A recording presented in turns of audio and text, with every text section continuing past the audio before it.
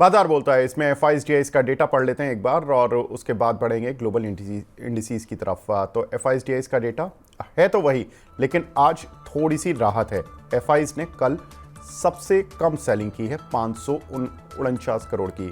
हालांकि DIs की buying भी बहुत बड़ी नहीं थी, 730 करोड़ की थी, लेकिन कहीं ना कहीं FIs की सेलिंग का जो क्वांटम है वो कुछ हद तक बहुत तेज़ी से कम हुआ है, क्योंकि अभी तक तो 3000 5000 करोड़ इस तरह की सेलिंग डेली की आ रही थी। अचानक से 550 करोड़ की सेलिंग, ये थोड़ी सी अच्छी बात है। एक बार देख लेते हैं ग्लोबल इंडिसीज का हाल और फिर ग्लोबल खबरों की तरफ भी बढ़ेंगे और टॉप गेनर्स लूजर्स की तरफ भी जाएंगे। तो डाउ में तो कल थोड़ी सी प्रॉफिट बुकिंग देखने के लिए मिली, 155 पॉइंट नीचे रहा। शंघाई आज नीचे है करीब 1%, उसकी एक वजह है वो बताएंगे। साथ ही हैंसेंग भी नीचे है, उसकी भी एक वजह है, उस पर भी बात होगी। निकाई में अच्छी स्ट्रेंथ बनी हुई है 427.2 पर और करीब 1% की बढ़त देखने के लिए मिल रही है। कोस्पी में करीब 1% की गिरावट देखने के लिए मिल रही है। टॉप गेनर्स और लूजर्स पर नजर डाल लेते हैं, कौन से काउंटर हैं जो कि आज के बाजार में स्ट्रेंथ दिखा पा रहे हैं। तो स्ट्रेंथ दिखाने वाले काउंटर्स में फोर्स मोटर यहाँ पर करीब 17% की बढ़त देखने के लिए मिल रही है। CGCL यहाँ पर करीब 11% का उछाल। पूना वाला फिनकॉप करीब 9% ऊपर है। आशापुरा माइनकेम 2 दिन की पिटाई के बाद 8% की रिकवरी इस काउंटर पर देखने के लिए मिल रही है और लक्ष्मी केमिकल यहाँ पर करीब 8% की बढ़त देखने के लिए मिल रही है। एक बार देख लेते हैं आज के टॉप लूजर्स कौन से हैं। तो टॉप लूजर्स में हनीवेल ऑटोमेशन करीब 7.5% नीचे है। 5 स्टार करीब 7.5% नीचे है। वोल्टास अच्छे नतीजों के बाद भी करीब 6% नीचे। पावर इंडिया करीब 5% नीचे। चेन्नई पेट्रो में करीब 5% की गिरावट देखने के लिए मिली। चेन्नई पेट्रो की मैनेजमेंट की तरफ से स्टेटमेंट आया था कि रशियन क्रूड की जो खरीद है वो कम हो गई है, वॉल्यूम कम हो गया, उसका इम्पैक्ट काउंटर पर देखने के लिए मिल रहा है। लेकिन अब सबसे बड़ा मुद्दा केवल एक रह गया है। ईरान इजराइल भी हो गया, चाइना भी ऑलमोस्ट हम काफ़ी हद तक उसको डिस्काउंट कर चुके हैं। लेकिन एक खबर जो कि पूरी दुनिया नजरें गड़ाए बैठी है वो है 5 नवंबर को अमेरिका में इलेक्शन और उसका आउटकम क्या होने वाला है। तो एक रिपोर्ट देखते हैं, इंटरेस्टिंग है। दुनिया के नंबर 1 अर्थशास्त्री के अनुसार अमेरिका में डोनाल्ड ट्रंप जीतेंगे। कल उन्होंने एक ट्वीट किया था। उनका मानना है, जो नाम है अर्थशास्त्री वो है क्रिस्टोफ बेरॉड। ये दुनिया के सबसे सटीक अर्थशास्त्री माने जाते हैं। रिपब्लिकन पार्टी क्लीन स्वीप करेगी, उनका ये मानना है। और उनका ये भी मानना है कि अगर ट्रंप जीतते हैं तो अमेरिका की GDP में 2.1% से लेकर 2.3% तक की ग्रोथ देखने के लिए मिलेगी 2025 में, जो कि अभी एस्टीमेट है अमेरिका की GDP ग्रोथ का 2025 के लिए वो है 1.6%। तो यानी कि ऑलमोस्ट 50 से 70 बेसिस पॉइंट अमेरिका की GDP में जुड़ जाएंगे ग्रोथ के तौर पर। तो ये उनकी एक एक्सपेक्टेशन है और उसका इम्पैक्ट हम देख रहे हैं आज मामूली इंडियन IT कंपनीज पर देखने के लिए मिल रहा है। और वही इम्पैक्ट है आज जो कि चाइनीज़ और हांगकांग मार्केट गिरे हुए हैं, क्योंकि उनको ये लगता है कि ट्रंप आएंगे तो ट्रेड वॉर दोबारा से शुरू होगा और चाइनीज़ इकोनॉमी के लिए वो अच्छा नहीं है। केजरीवाल सर, मैं आपसे जानना चाहता हूं सर, कैसे देख रहे हैं आप 5 नवंबर का ये एक इवेंट और इसका क्या कुछ इम्पैक्ट होगा? किस तरह से इंडियन इन्वेस्टर्स को तैयार रहना चाहिए? अगर ट्रंप जीतते हैं तो क्या कुछ होगा? पॉलिसी में क्या चेंजेस होंगे? क्या कौन सी इंडियन कंपनीज पर फर्क पड़ेगा? देखिए, आज के दिन ये कहना मुश्किल है, क्योंकि ये मानना चाहिए कि ट्रंप एक बार प्रेसिडेंट रह चुके हैं। उनकी टर्म काफी कंट्रोवर्शियल थी। जब वो दोबारा आते हैं, क्या वो उसी तरह काम करते हैं जैसे पहले किए थे, या उनके वातावरण में, उनके एटीट्यूड में कुछ चेंज आता है कि नहीं? एंटी चाइना वो अवश्य है। तो जहां तक एंटी चाइना होने का सवाल है, वो भारतवर्ष के लिए एक अच्छी चीज है। लेकिन जहां पर वो अगर लोकल कंजम्पशन, लोकल मैन्युफैक्चर की बात करते हैं कि लोकल ही बनना चाहिए, तो शायद ये भारतवर्ष के लिए भी इतना अच्छा नहीं है। तो मेरे ख्याल से आज ये ज्यादा चिंता करने की दरकार नहीं है कि ट्रंप के आने से भारतवर्ष को क्या होगा। लेकिन जो चाइना के हित की जो पॉलिसीज थे, उसमें बदलाव आने की शक्यता अवश्य है, जो मेरे ख्याल से लॉन्गर टर्म में इंडिया के लिए महत्वपूर्ण और बेहतर मानी जानी चाहिए। जी, सर दूसरी बड़ी खबर, HSBC 300 करोड़ डॉलर के शेयर बायबैक करने जा रहा है। चीन में जिस तरह की स्टॉक मार्केट की रिकवरी देखने के लिए मिली, उनको जो फी बेस्ड इनकम हुई है वो काफ़ी सालों बाद इस तरह की उनके पोर्टफोलियो में रिकवरी आई, जिसकी वजह से HSBC के रिजल्ट्स तो अच्छे देखने के लिए मिले ही, उन्होंने शेयर बायबैक भी अनाउंस कर दिया। केजरीवाल सर, मेरा भी यही मानना है कि ये जो इंडियन बैंक्स हैं इनकी तो रिकवरी बहुत शानदार चल रही है, हमारे बैंक्स शेयर बायबैक क्यों नहीं करते? जनरली आप देखेंगे आईटी कंपनीज में ये ट्रेंड है, लेकिन बैंकिंग शेयर में ये ट्रेंड क्यों नहीं है? आप ये एक मुद्दे के तौर पर उठा रहे हैं कि आपके पास में कोई ऐसी खबर है कि इंडियन बैंक्स बायबैक करेंगे? क्योंकि मेरे ख्याल से भारतवर्ष में ये जो बायबैक का जो सिस्टम है ये बैंक्स नहीं करते, क्योंकि जो इक्विटी कम करके उनको जो बेनिफिट मिलेगा उनके ईपीएस के बढ़त में, उससे कोई लंबा चौड़ा फायदा नहीं है। बैंक में वो पैसा डिप्लॉय करके, बैंकिंग एक्टिविटी में डिप्लॉय करके उनकी बहुत ज्यादा ग्रोथ होगी। तो ये एक काउंटर प्रोडक्टिव मेजर होगा कि आपने कुछ रुपए शेयर होल्डर को बायबैक में दे दिए, लेकिन लॉन्गर टर्म में बैंक बैंक का उससे कोई लाभ नहीं बनता। बिल्कुल। तो लंबी अवधि में बैंक को उतना फ़ायदा नहीं होता, क्योंकि बैंक उसी पैसे से और ज़्यादा लैंड करके, यानी कि लोन देकर ज़्यादा पैसा कमा रहे हैं। तो इंडियन बैंक थोड़े स्मार्टली प्ले कर रहे हैं। लेकिन यहाँ पर और भी कुछ खबरें हैं सर। भारती एयरटेल की कॉन कॉल में उनके जो टॉप मैनेजमेंट है उन्होंने संकेत दिए कि टैरिफ दोबारा बढ़ाए जाएंगे। उन्होंने समय तो नहीं बताया कि कब बढ़ाए जाएंगे, लेकिन उनका जो आरपीयू है भारती एयरटेल का वो 233 के आसपास पहुंच चुका है। उनका टारगेट है 300 तक ले जाने का। हालांकि एक लिमिट तक तो आ चुके हैं, क्योंकि वो 200 पहले टारगेट कर रहे थे, एक समय पर 150 170 के बीच में होता था, तो बोलते थे कि 200 तो मिनिमम चाहिए और 300 हमें एक अच्छा सस्टेन्ड आरपीयू चाहिए। अब ये प्राइस बढ़ाने की दोबारा बात कर रहे हैं सब, भारती के लिए कितना पॉजिटिव है और वोडाफोन आइडिया जैसी कंपनीज के लिए, जो कि जिनको इस समय मार्जिन्स बढ़ाने, एबिटा प्रॉफिट बढ़ाने की सबसे ज़्यादा दरकार है? दो चीज इससे साफ जाहिर होती है विवेक। पहला ये कि भारत में सरकार ये नहीं चाहती कि ये डुओपोली हो जाए, इसलिए वो वोडाफोन को जिंदा रखना चाहती है। उसने उसमें हिस्सेदारी भी डाली है, क्योंकि अगर यहाँ पे डुओपोली हो गई तो जो आपके जियो है और भारती एयरटेल है, वो दाम जो है, आरपू जो है, कहां से कहां ले जाएंगे इसकी आप खाली कल्पना कर सकते हो। देखते देखते टेलीकॉम बड़ा महंगा काम हो जाएगा। आज टेलीकॉम एक लग्जरी नहीं है, बेयर नेसेसिटी है, और आम आदमी के पास में एक टेलीफोन होता है। वोडाफोन के लिए ये बहुत ही पॉजिटिव न्यूज है। उसकी सर्विस में भी अगर आप देखें तो वृद्धि हो रही है, इंप्रूवमेंट हो रहा है, और एक जो उसके पास एक कस्टमर इन आउटफ्लो का एक बड़ा जो बोलते हैं काफिला शुरू हो गया था, उसमें अब रुकावट दिखी है, रुके हुए हैं। कस्टमर ये देख रहे हैं कि सर्विस में इंप्रूवमेंट है, तो वो अपना नंबर बदलने की जल्दबाजी नहीं कर रहे। मेरे ख्याल से वोडाफोन के लिए बहुत ही पॉजिटिव न्यूज है। आने वाले समय में जब भी कंपेटिटर दाम बढ़ाते हैं, आप ये भी उम्मीद कर सकते हैं कि वोडाफोन भी दाम बढ़ाएगा, और सर्विस में साथ साथ इंप्रूवमेंट भी आप देखेंगे। बिल्कुल।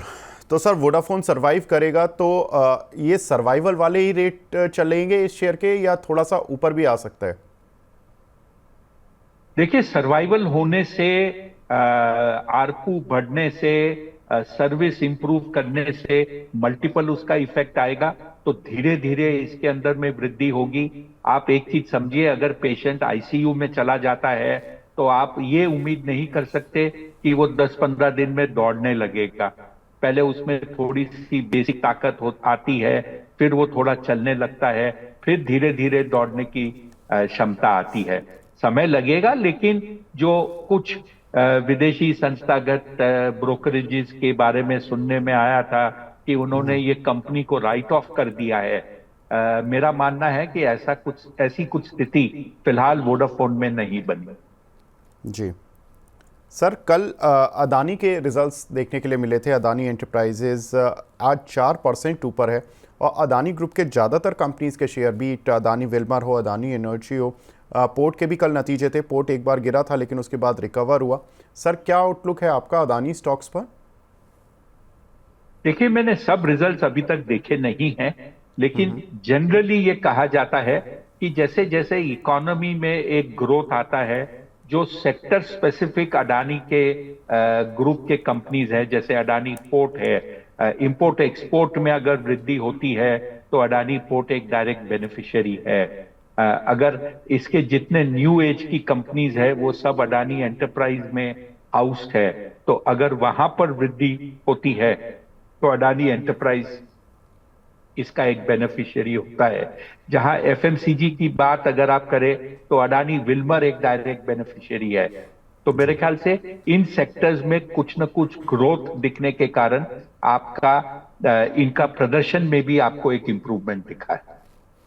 जी सर, एक और इम्पॉर्टेंट चीज़ जो कि मार्केट में अब होगी वो है मुहूर्त ट्रेडिंग। मुहूर्त ट्रेडिंग 1 नवंबर को 6 बजे से शाम 7 बजे तक होगी। 1 नवंबर को 31 अक्टूबर को भी कुछ लोग दिवाली मना रहे हैं, लेकिन एक्सचेंज का अभी तक का नोटिफिकेशन यही है कि मुहूर्त ट्रेडिंग 1 नवंबर को ही होने जा रही है।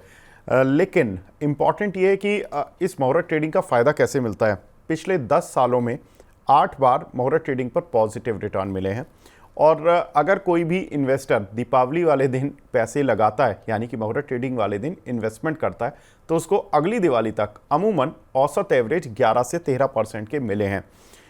केजरीवाल सर, अगर ये दिवाली पर जो लोग मुहूर्त ट्रेडिंग में इन्वेस्ट करते हैं 1 साल के लिए, ऑफ कोर्स एक शुभ माना जाता है। जो भी स्टॉक मार्केट के प्लेयर्स होते हैं, कुछ भी शेयर उनका पसंदीदा एक शेयर तो या 10-10 शेयर बहुत सारे ब्रोकरेज हाउसेज बताते हैं और उनमें इन्वेस्ट करते हैं। सर कैसे देखें, मार्केट गिर कर चुका है तो ये सही समय है कि एक अच्छा अमाउंट इन्वेस्ट किया जाए, एक छोटे अमाउंट के साथ ही मुहूर्त ट्रेडिंग में उतरा जाए?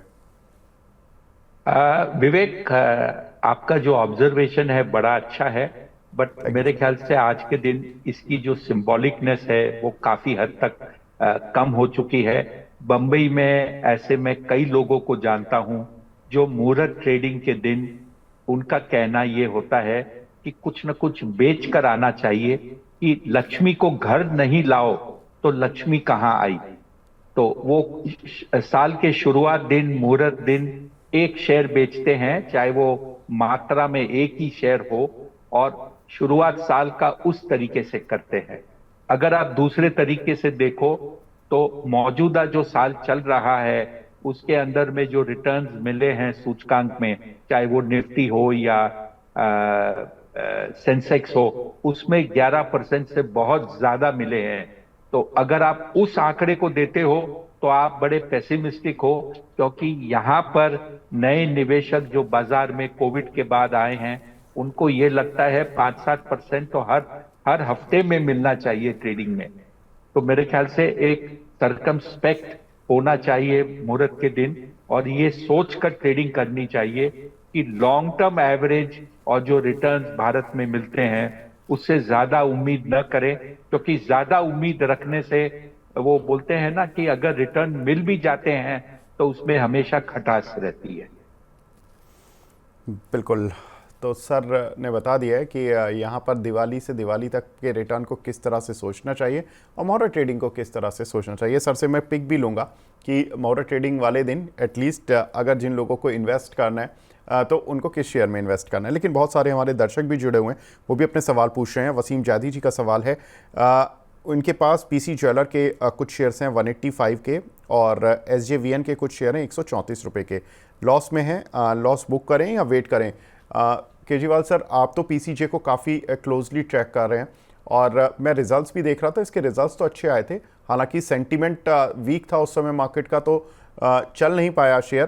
क्या करें सर, होल्ड करें या अभी सेल कर दें? SJVN पर भी आपका आंसर चाहिए सर। निवेशक को एक चीज ध्यान में रखना चाहिए कि जिस इवेंट में जिस स्क्रिप्ट में इवेंट बेस्ड ट्रेडिंग हो रही है या circuit to circuit upper lower दोनों उसमें आ रहा है, तो चढ़कर शेयर न लें। ये जो इनकी खरीद की प्राइस है, इसको अगर आप ध्यान से देखें तो मेरे ख्याल से 4-5 अपर सर्किट लगने के बाद में इन्होंने ये भाव में खरीदा है। उसके बाद में 3-4-5 लोअर सर्किट लगे थे शेयर में, और अब जो है शेयर 150 रुपए 155 रुपए के आसपास ट्रेड कर रहा है। कुछ समय होल्ड करेंगे तो ये भाव अवश्य क्रॉस हो जाएगा, क्योंकि मेरा टारगेट प्राइस इसमें आने वाले 6 महीने में 240-260 के बीच का है। बट शॉर्ट टर्म में इनको लॉस अवश्य हो रहा है। जहां तक एसजेवीएन का सवाल है, मेरे ख्याल से इसमें भी एक अच्छी खासी गिरावट आई थी। जी। पावर शेयर में जो पीएसयू के सब में गिरावट आई थी उसको लेकर, और अभी भी ये शेयर एक डाउनवर्ड ट्रेंड में ही लगातार चल रहा है। मौजूदा स्तर 111 रुपए का है और यहां पर कुछ कंसोलिडेशन करने की चेष्टा में है शेयर। हो सकता है आने वाले 10-15 दिन में ये 105, 110 के लेवल पर शेयर स्टेबलाइज हो जाए और उसके बाद एक अपवर्ड मूव करे, जिसमें इसका पहला टारगेट हो जाता है 120, 125 के बीच में। जब तक ये शेयर 120-25 को क्रॉस कर मेंटेन नहीं कर पाता, इस शेयर में नई तेजी नहीं करनी चाहिए। बिल्कुल। तो ये कुछ एक आंसर है सर जैदी जी आपके लिए। रत्नेश कुमार जी का सवाल है सर, एचबीएल पावर का एंट्री प्राइस कुछ बनता है क्या इन लेवल्स पर? सर शॉर्ट टर्म ट्रेड के लिए यहां पर थोड़ी सी एंट्री की जा सकती है, और अगर आप मौजूदा भाव पर लेते हो तो आपका एक शॉर्ट टर्म टारगेट जो है करीब 585-590 के बीच का होना चाहिए, जहां पे इसके मीडियम टर्म एवरेजेस खड़े हैं। इसके ऊपर समय लग सकता है, लेकिन आपको मौजूदा स्तर पर करीब एक 40 रुपए का रन मिलने की जगह बन रही। जी। एक और हमारे दर्शक हैं अंबर सिंघा जी, इनके पास इलेक्ट्रो स्टील कास्टिंग के काफ़ी सारे शेयर पड़े हुए हैं सर। इन्होंने 189 पर लिया था, 6 महीने का व्यू है। पूछ रहे हैं कि इन लेवल्स पर एवरेज कर लें क्या? और